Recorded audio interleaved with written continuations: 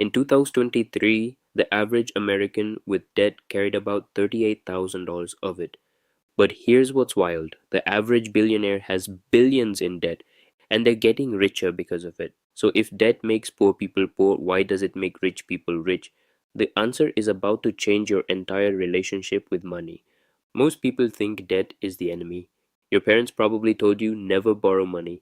Your high school teacher warned you about credit cards. And honestly, they weren't completely wrong. But they were teaching you the broke person's perspective. Because there's a secret that separates the 1% from everyone else, and it's hiding in plain sight. The wealthy don't fear debt, they weaponize it. Let me paint a picture. You're working a 9 to 5 job, you make $50,000 a year. That's solid, right? You get home, exhausted, you open your phone and see some influencer posting about their new car. How did they afford that, you wonder? So you do what everyone else does. You save up, you scrimp and save for 3 years. Finally, you have $15,000 saved. You buy a used car outright, no debt. You feel proud. But then reality hits. That car depreciates $2,000 a year. After 5 years, it's worth half of what you paid. You're poorer. Meanwhile, that influencer, they took out a car loan for $50,000. Their monthly payment is $800. But here's where it gets interesting. They invested the money they would have saved. That money turned into $25,000. So while you lost $10,000 on a depreciating asset, they gained $25,000 on an appreciating one. Same debt, completely different outcomes. But that's not even the craziest part. Meet Mike, 32 years old, makes $70,000 a year, solid job, stable. Mike does everything right. He has zero debt. He's responsible. His friend James, also 32, also makes $70,000, but James has $200,000 in debt. Seems crazy, right? Except James used that debt strategically. He borrowed $150,000 to buy a rental property. The rent pays the mortgage plus $300 extra every month. He borrowed another $50,000 to start a business. That business now does $200,000 a year in revenue.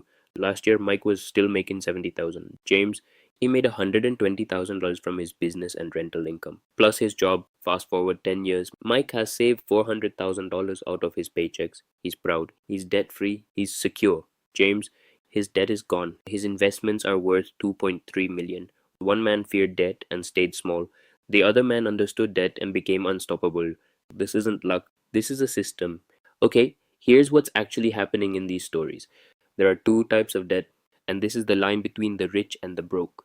Type 1 is consumer debt. This is what kills you. Credit card debt, car loans for depreciating assets, personal loans. When you borrow money to consume something, to buy something that loses value, that debt is a parasite. It sucks your future income. You're paying interest to own something that's getting worse. Type 2 is investment debt. This is what builds wealth. You borrow money to buy something that makes money. Real estate that generates rent, a business that generates profit, an asset that appreciates. Now debt becomes your tool. Here's the psychology most people miss. When you use your own money to buy something, you're trading your present wealth for present consumption. But when you use other people's money to buy something that makes money, you're trading future wealth for present opportunity. Rich people borrow at 5% interest and invest in assets that return 10%, 15%, 20%. The difference? That's their wealth. Banks want to lend to wealthy people. You know why? Because wealthy people borrow to make more money. Broke people borrow to buy things. Banks can see the difference. So they lend money cheaper to the wealthy. It's not fair. But it's how the system works. And knowing this changes everything. Let me hit you with some facts that might blow your mind. Warren Buffett doesn't own most of his companies outright. He uses debt to leverage his purchases.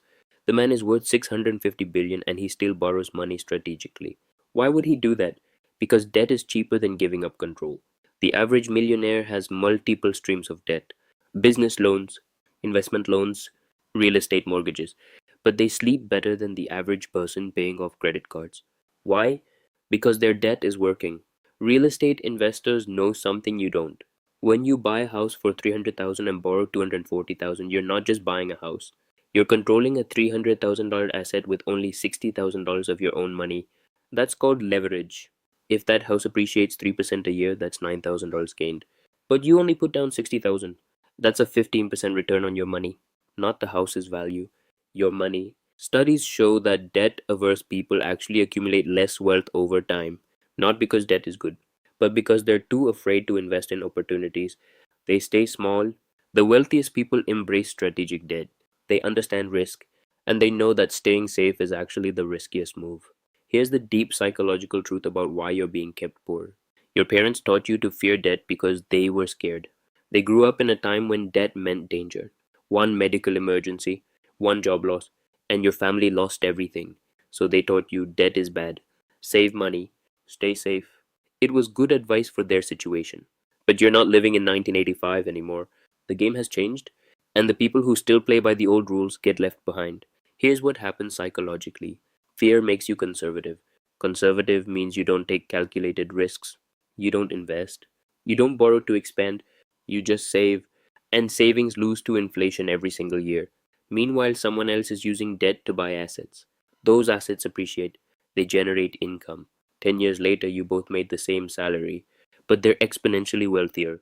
It's not because they made more money, it's because they made different choices about debt. The rich understood something critical: debt isn't a burden, debt is a tool. A hammer can build a house or destroy one, depends on who's holding it. The wealthy learned to hold the hammer correctly, and that's the only difference between them and you. So, what do you do with this information? Here's the shift you need to make. Stop thinking, should I borrow? Start thinking, what can I borrow for?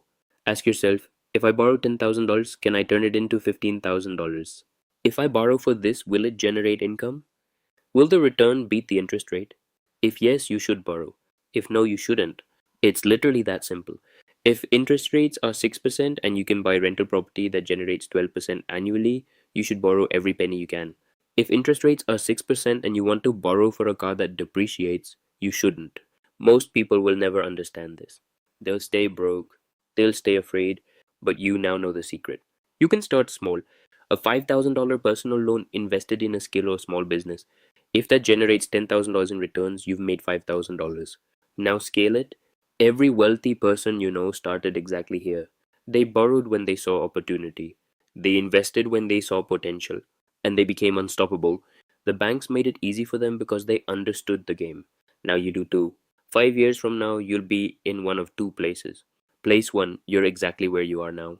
Debt free, maybe, but also small, stuck in the same job, same salary, same life, watching others get rich while you play it safe. Place two, you understood the difference between good debt and bad debt. You borrowed strategically.